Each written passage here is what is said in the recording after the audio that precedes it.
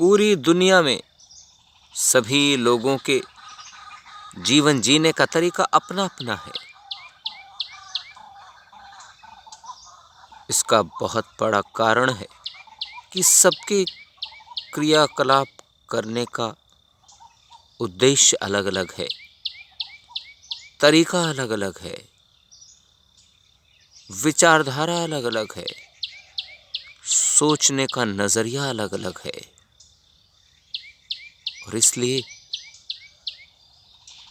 जीवन की रूपरेखाएं अलग अलग हैं और सभी की जीवन की रूपरेखाएं अलग अलग होने के कारण परिणाम भी सबके अलग अलग हैं।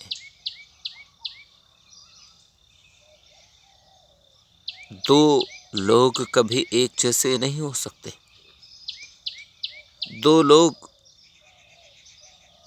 कितने भी एक जैसे हों, एक जैसी विचारधारा हो, एक जैसी सोच हो, एक जैसा नजरिया हो, लेकिन कुछ न कुछ अंतर अवश्य होगा, कुछ न कुछ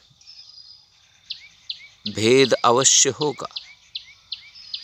यह सबसे महत्वपूर्ण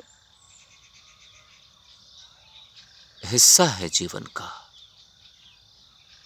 यही तो बारीकी है इस सृष्टि की। इसलिए एक दूसरे की नकल करने के बजाय हमें अपने जीवन की एक अलग रूपरेखा तैयार करनी होगी, एक अद्वितीय रूपरेखा तैयार करनी होगी।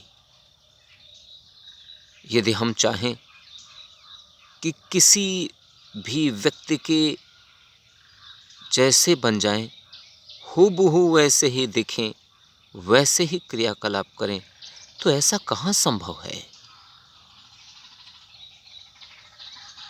प्रयास किया जाता है, परंतु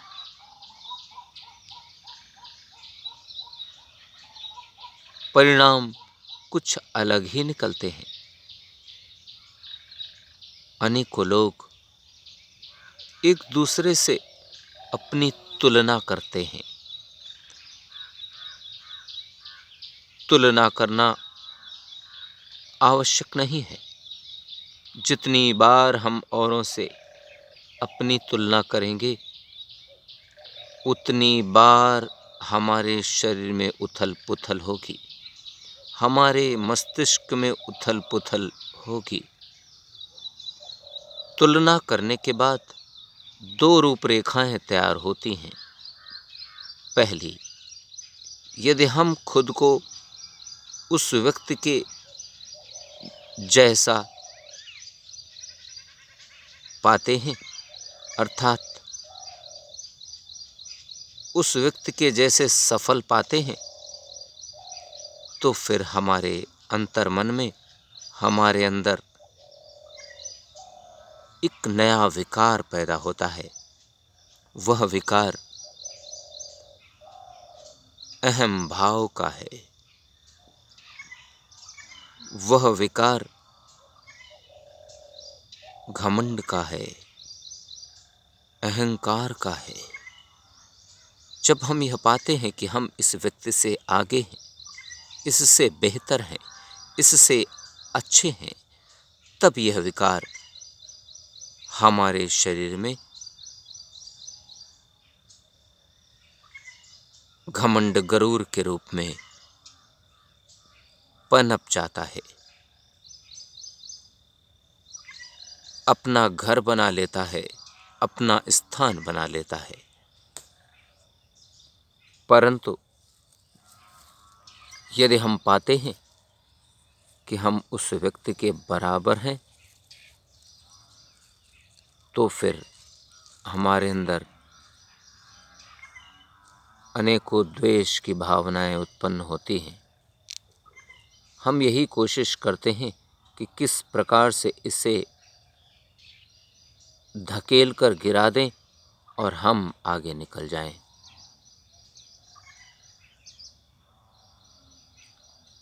और यदि हम पाते हैं कि हम इस व्यक्ति से पिछड़ रहे हैं, तब फिर हमारे अंतर्मन में अनेकों नकारात्मकताएं उत्पन्न होती हैं और उन नकारात्मकताओं में सबसे महत्वपूर्ण है हीन भावना। हमारे अंतर्मन में हीन भावना उत्पन्न हो जाती है, जिसे इन्फीरियॉरिटी कॉम्प्लेक्स भी कहा जाता है।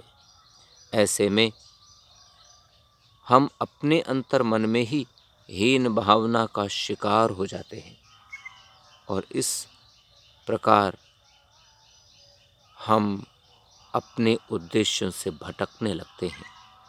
हम भ्रमित होने लगते हैं, हम इन नकारात्मकताओं में उलझने लगते हैं और उलझकर अपना समय भी बर्बाद करते हैं, अपनी सोच भी और अपनी ऊर्जा का भी नकारात्मक ही उपयोग करते रहते हैं। ऐसे में इस हीन भावना के साथ साथ द्वेष की भावना भी उत्पन्न होने लगती कि ओ, ये व्यक्ति हमसे आगे, या फिर ईर्ष्या की भावना उत्पन्न होने लगती है। अन्य नकारात्मकताएं पनपने लगती हैं जब हम पाते हैं कि यह व्यक्ति हमसे आगे है, यह व्यक्ति हमसे अच्छा है, यह व्यक्ति हमसे ज़्यादा सफल है, हमसे ज़्यादा उपलब्धियां पा चुका है या पा रहा है। ऐसे में हम प्रयास नहीं कर पाते और हम उसे गिराने की कोशिश करने लगते हैं। इसलिए मुझे ऐसा लगता है, औरों से खुद की तुलना करने से अच्छा है, औरों से खुद को तुलना करके कम ज़्यादा या फिर बराबर आंकने से अच्छा है कि हम अपने क्रियाकलापों को खुद आंकें, समझें, परखें, उनकी जांच करें कि हम कितनी दूरी तक पहुँचे हैं और हम उसी के अनुरूप अपने जीवन के क्रियाकलापों में, गतिविधियों में, जीवनचर्याओं में बदलाव करें। कुछ घटाएं, कुछ बढ़ाएं। जो नकारात्मकताएं हैं उन्हें हम छोड़ें, घटाएं, कम करें और जो अच्छाइयाँ और लाने की आवश्यकता है उन्हें अपने जीवन में जोड़ें, समाहित करें। यदि इस प्रकार से हम सोचें तो हम सकारात्मकताओं की ओर आसानी से बढ़ सकते हैं। हमें यह भी सोचना होगा कि हम जितना समय औरों से अपनी तुलना करने में लगाते हैं, उतना ही समय यदि हम सकारात्मक क्रियाकलापों को करने के लिए अपने कदम आगे बढ़ाएं तो सफलता मिलने की संभावनाएं भी बढ़ जाएंगी। सफलताएं मिलें या ना मिलें, ये तो एक अलग बात है, ये तो बात की बात है। परिणाम क्या आता है, ये तो बाद का प्रश्न है। पहले हम कोशिश तो करें, प्रयास तो करें, अपने कदम आगे तो बढ़ाएं। जब तक हम अपने कदमों को आगे नहीं बढ़ाएंगे, तब तक इन समस्याओं का निराकरण कैसे होगा, हमें सफलता मिलने की संभावनाएं कैसे बनेंगी। हम अपने गुणों और अवगुणों को परखें, अपने नकारात्मक कदमों को, सकारात्मक कदमों को परखें, उन्हें जांचें और उन्हीं के अनुरूप अपने जीवन को ढालें। इसके लिए हमें सद्राहों की शरण में जाना ही होगा। हमें वेद, वेदांत, उपनिषद, पुराण ग्रंथ, शास्त्र, विद्वतजन, गुरुजनों की शरण में जाना ही होगा। जब हम उनकी शरण में जाएंगे तभी हमें सच सच के रूप में प्राप्त हो सकेगा। तब हम सच को समझ सकेंगे और उसका अनुसरण करके अपने जीवन को सार्थक कर सकेंगे।